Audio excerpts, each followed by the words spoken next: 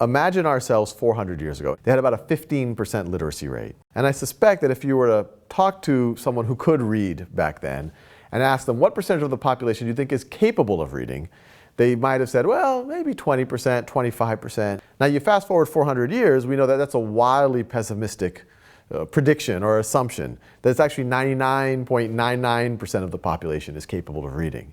Well, what similar blinders do we have on today?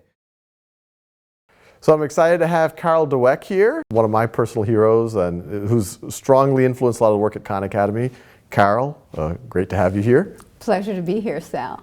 So what I'd like to start off with, this word growth mindset, which I believe you came up with. Mm-hmm. When did you come up with that? What was the motivation and what is it? A growth mindset is when students believe that their abilities can be developed. A fixed mindset is when they think, I just have a certain amount and that's it. And this isn't just kind of feel-good talk. This is actually based in science, that you actually, the brain actually does grow stronger. Neural connections actually do form when you struggle. In study after study, we have shown that kids who have a growth mindset get higher grades. It's not a choice between the outcome and the mindset.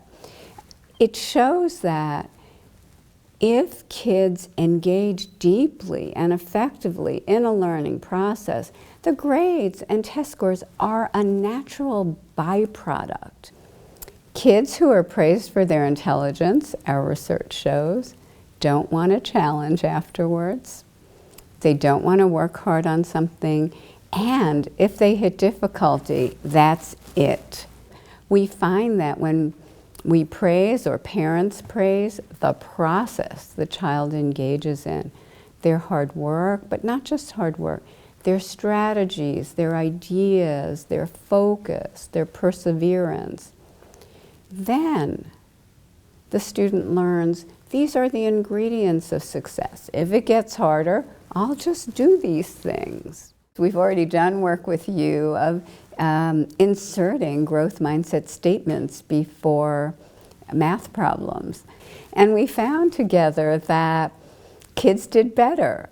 So one thing that I hope is the folks listening to these videos go out there and tell their parents, tell their children, tell their peers, tell their teachers, tell their students about growth mindset. Tell them that their brain grows when they get a question wrong, when they struggle, when they look at their errors and they say, hey, that's interesting. You shouldn't be ashamed of your mistake. You should view that as something that's interesting, something to explore. And when you do that, you will actually physically form neural connections. Your brain will actually grow.